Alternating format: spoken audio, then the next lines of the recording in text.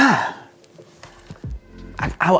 was kind of wrong about the M1 MacBook Pro 13-inch. Well, kind of, sorta. I'll explain in this video. So if you haven't watched my previous video where I took the base model M1 MacBook Pro 13-inch and put it up against my spec'd out 16-inch MacBook Pro with 32 gigabytes of RAM and a Radeon 5500M.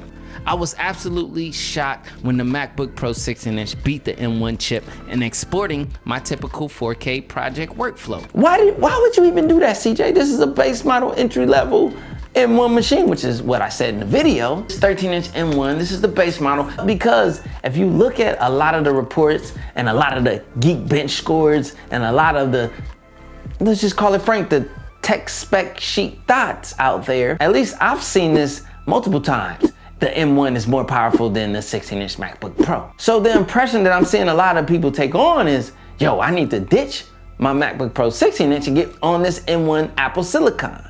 The point in the video was to say, wait, these are just the beginning M1 machines, which I clearly said in the video. Also know that there will be a better M1 machine in the near future, and you don't want to be stuck salty wishing you waited. These are the start of what M1 has to offer.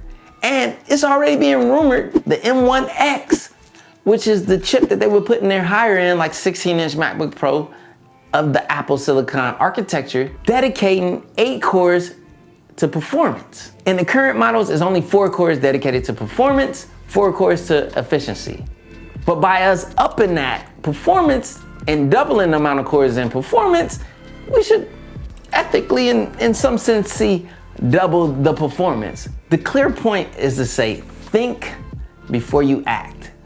A big part of what I do here and what I hope to do is to help you make a more sound tech purchase decision. So yes, in my previous video, I put it up, the 16-inch still won. But also in that video, I noted the 16-inch is louder. Let's be honest, although the 16-inch was faster, it was a lot louder. That noise right there is a big reason why people are in love with the M1. The 16-inch is not as efficient as the M1 architecture, and that's the beauty of the M1. Battery life on this thing is amazing. The graphical performance on this thing is amazing. I'm putting a $1,300 machine against $3,000, and it's keeping up. Beautiful. So I'm never knocking the M1. I can always recommend the M1 machine and the Apple Silicon chip because it's the future of tech. But I also have to send a warning because we're only 1 month into what Apple said would possibly be a 2-year transition point.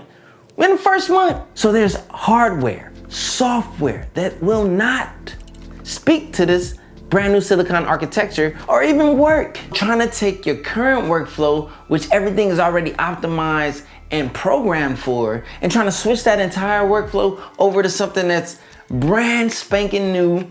Everything isn't converted. It still has to be developed for or optimized to run on this brand new silicon architecture. That's what I'm saying. There's been countless reports of audio engineers who have a bunch of audio interfaces and plugins that no longer work. Well, we as pro MacBook and Apple computer users need those things to do our everyday creative solutions and our everyday work. And then a lot of people were like, well, hey, you gotta put the 16 gigabyte MacBook Pro M1 against the 16-inch. But that still doesn't negate the fact that I can't use my audio interface or my audio plugins or this software or this program that I'm used to using on my Intel-based machine, which has already been optimized for on the Apple Silicon just yet.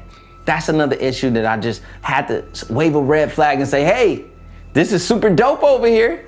It's fun, it's popping on the M1. It's amazing, but it's not perfect. So I just have to send that warning. I feel like it's my responsibility, it's my duty, because there's so much about, oh, this is so dope, this is so great, the M1, but it's also like, hey, we just started. Just consider the fact that although we do have Rosetta 2 helping us bridge the gap is still there, and more software developers have to develop for and transfer over to the new Apple Silicon architecture. And also, there's more coming. We got the M1X. What is that gonna do? That's gonna be amazing. And then the M1 after that, you know how tech goes. I just wanted people to, not get too caught up in the hype, take a breather, and to think about their purchasing decision before pulling the trigger on the M1 and going all in and getting rid of all of their Intel-based Macs. Like I said, get an M1 if you want it. A lot of people can get by on it just fine. But just know, it's in a transition period. That's why Apple stated at their event that this is gonna take about 2 years to create a full transition. So once you're in that transition period and you're frustrated, just know CJ told you. All in all, I'm super hyped. I'm super happy about these M1s. The power and efficiency is amazing. The battery life you're getting out of this MacBook right here, which is the highest battery life out of any Apple laptop, is coming in this base model entry level MacBook Pro 13-inch with the fan. Another thing, this thing has a fan which helps prevent against the thermal throttling that you're gonna see in the MacBook Air. I'm not a fan of the MacBook Air. I'm gonna just say it straight up, and I wouldn't recommend it. I would get the MacBook Pro 13-inch M1. If you're looking at one, I would get 16 gigabytes of RAM and enough storage to suffice you throughout however long you plan to keep this machine. That's always been my thing when it comes to Macs.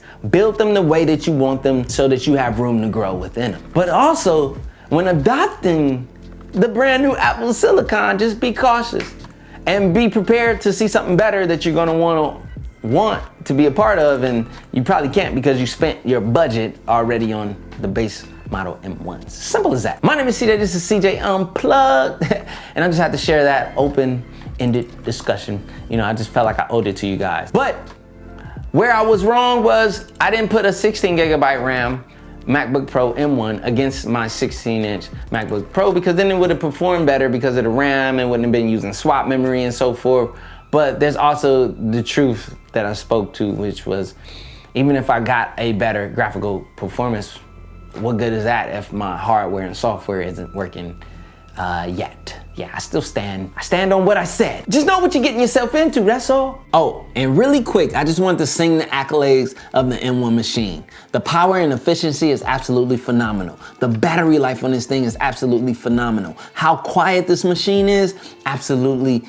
Oh, it's just breathtaking. This is ideal computing at its finest. And this is great. These are the base models, these are the entry level, this is the beginning, and there's more to come. But what these things can do and what these things have shown us is the reason why tech is just absolutely amazing and why I will continue to be a tech nerd forever. I just want to throw that in there, you know what I'm saying? Peace.